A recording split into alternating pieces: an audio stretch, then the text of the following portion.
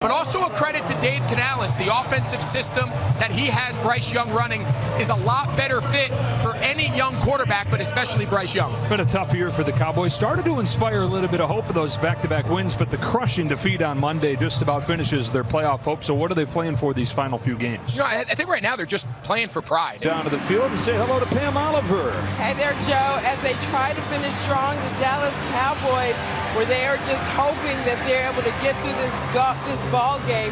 Talking to Micah Parsons, he predicts that the Carolina Panthers, they don't play anything like they are 3-10. Instead, he says they act like they are 10-3.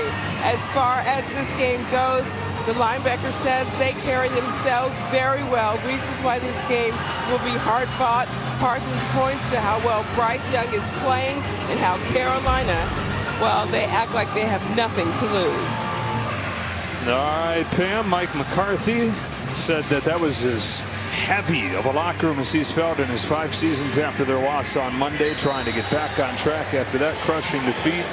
Dave Canales, rapid rise to become the head coach of the Panthers. His team won the toss, deferred to the second half, so Cavante Turpin, one of the top return men in the league, waits back, and the Cowboys will have the ball to begin.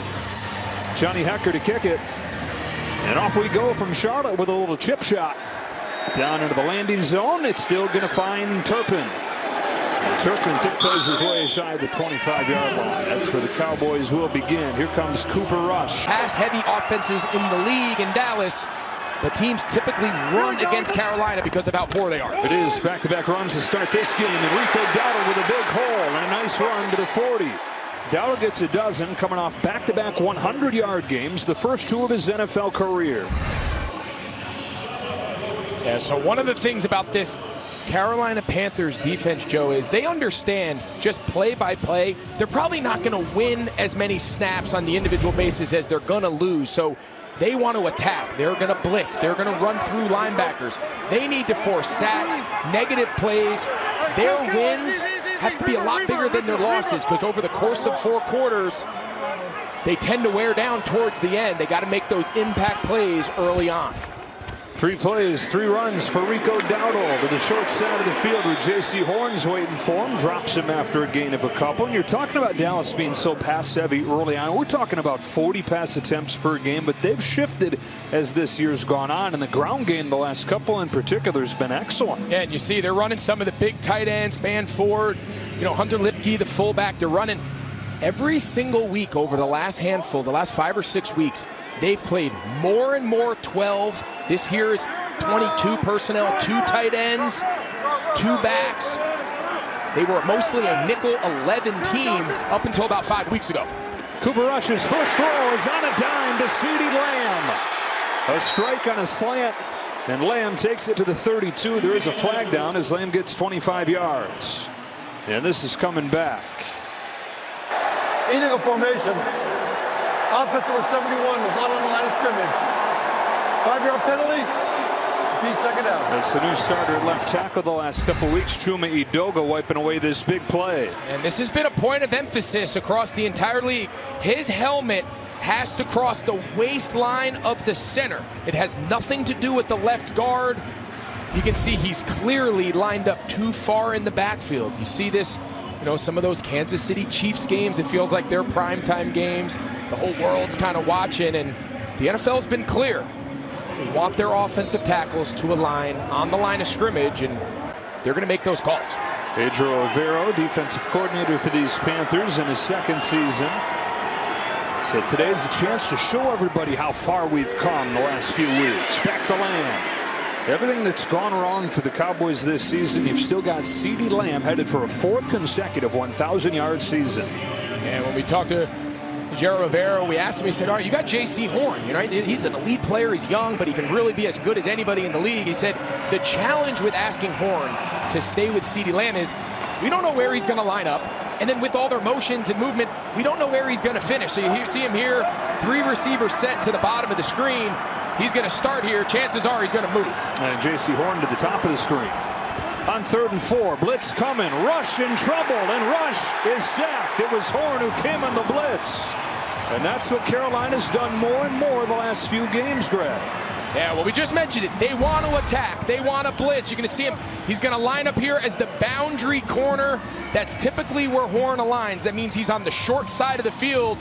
And a big reason they like aligning him there is he's very good in the run support, and then they can activate him as an extra pass rusher. And those are the forced negative plays that they were able to have last week on the road against Philadelphia, and probably played their best defensive performance of the entire season. Yeah, 4 sacks in that game. They've had now 14 sacks the last 3+ games after they only had a dozen the first 10 games this year.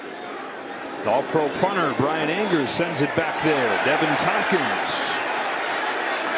Tompkins accelerates through a couple tacklers and then gets brought down. And the drive will begin at the 13 instead of the 20 for Bryce Young in this Carolina offense.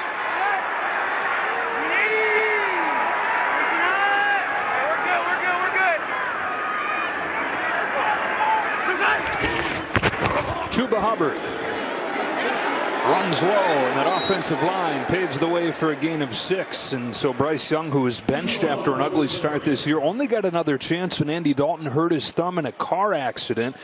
Different guy since coming back. Won his first 2 starts, but it's the way he's played in the losses, Greg, against first-place teams that has really opened eyes. Yeah, he just looks so much more comfortable. And as the game goes on, we'll get into all the reasons why. But the main 2 reasons, the play of the offensive line. They spent big money in the offseason on Lewis and Hunt, the 2 guards.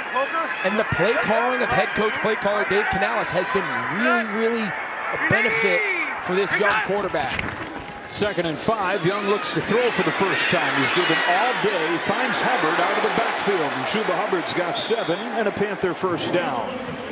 Well, you mentioned the offensive line, the investment in the O-line, really an investment in Bryce Young. Yeah, Damian Lewis, Robert Hunt, those were the 2 big free agent acquisitions. And they understood, okay, Bryce Young, he might not be the biggest guy in the world. We've got to be firm in the pocket, let him stand at the top of his drop and not feel the offensive line in his lap. That was a big issue last year. And then it's this, under center. He's run more play action in the last 5 games than he ran all of last year. Play action from under center right here. And now he's going to take off. Young accelerates forward. Bumped it about Mukwamu. Gain of 3, 2nd down and 7 against this Dallas defense. It had another injury last week to Marvion Overshown, the devastating knee injury, done for the season, perhaps done for next year as well. And then they announced yesterday that Trayvon Diggs is going to undergo season-ending knee surgery. It's just more the same for a season that's been defined by injuries for this unit. And you factor in they've played almost the entire season without DeMarcus Lawrence.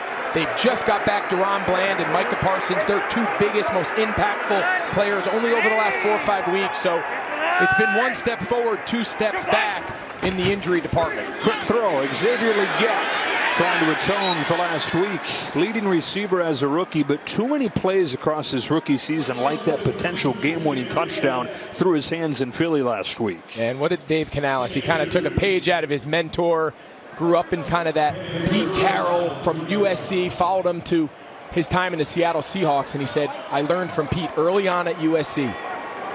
Pete Carroll, he said, every opportunity, good or bad, is great for a young player. So he said these early struggles, these misses, these drops, we think in the long run are really going to serve our young talent really well in the future. Facing a 3rd down right here. Dallas been really aggressive on 3rd downs. They only rush 4. That is a reception for Jalen Coker. Undrafted rookie in his first game back from the quad injury. Gets 15 yards and a nice throw from Young. Yeah, so again, so take a look here. They're going to have to deal Taylor Moton, Hunt, right guard and right tackle. They got to find number 11, find Parsons. Nice job there on the twist game. And then just a simple clear out by Thielen.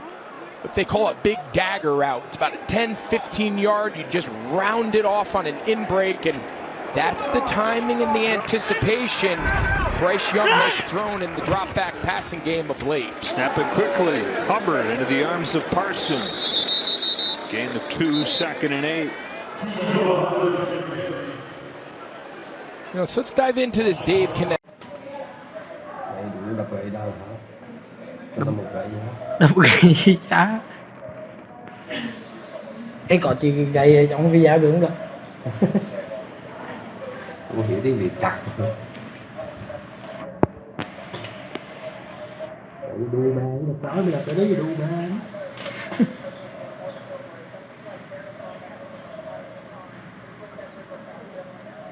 Chối anh vào tim